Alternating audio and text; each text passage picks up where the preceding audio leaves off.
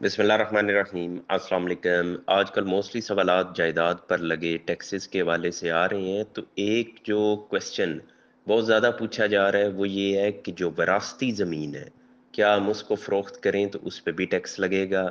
Second, mostly ये लोग पूछते हैं कि जनाब हमने प्रॉपर्टी ख़रीदी 5 साल पहले, 10 साल पहले, 50 साल पहले, तो क्या उस पे भी टैक्स लगेगा जब हम उसको बेचेंगे।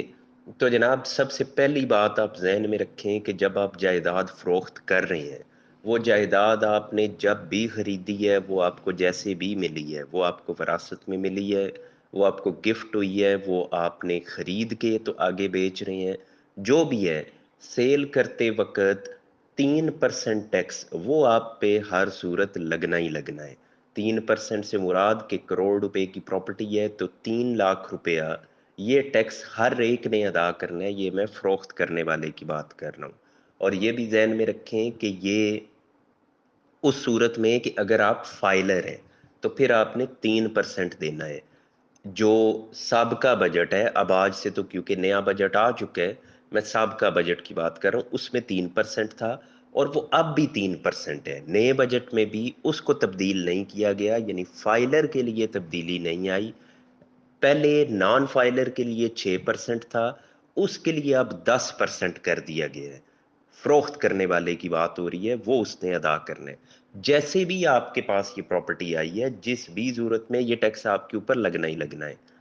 दूसरा एक टैक्स ये है कि जो at the time of returns जब आप फाइल करते हैं तो उस वक्त कैलकुलेट होता है, वो 15% से 45% कर दिया गया है, लेकिन उसमें भी एक विद होल्डिंग पीरियड है कि आपके पास ये प्रॉपर्टी कितना अरसा रही है जो आप बेचने जा रहे हैं।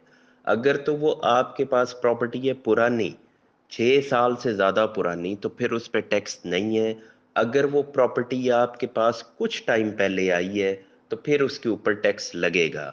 इसमें एक पॉइंट में क्लैरिटी मुझे भी नहीं थी, वो ये था कि अगर एक प्रॉपर्टी आपको वरासत में मिली है तो उसके ऊपर टैक्स लगता है या नहीं। तो मैंने टैक्स कंसल्टेंट से एक डिस्कस की। मैं अपना हमेशा बता देता हूँ कि आई एम अ लॉयर, लेकिन टैक्स कंसल्टेंट मैं नहीं हूँ।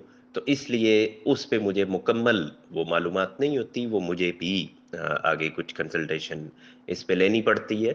तो वो मेरी डिस्कशन हुई तो उन्होंने बताया कि अगर आपके पास एक प्रॉपर्टी आई है विरासत में, तो वो आपको मिलने की हद तक तो आपके ऊपर कोई टैक्स नहीं है। यानी किसी को वालिद या वालदा से प्रॉपर्टी आ गई है, वो चाहे 10 करोड़ की आई है, तो उसके ऊपर तो कोई टैक्स नहीं आपसे लिया जाएगा। लेकिन जब आप उसको बेचेंगे, एक प्रॉपर्टी आपको मिली है, कोई टैक्स नहीं, लेकिन आप वही प्रॉपर्टी आगे बेचने जा रहे हैं तो फिर आपके ऊपर टैक्स लगेगा। अगर आपको मिली, आपने उसी साल फरोख्त कर दी है, तो आप पे 15% टैक्स लगेगा। आपने साल 2 साल बाद फरोख्त की है तो टैक्स थोड़ा सा कम हो जाएगा। हाँ, अगर आपने 6 साल 10 साल फरोख्त नहीं की, उसके बाद आप कर रहे हैं, तो फिर आपके ऊपर टैक्स नहीं है।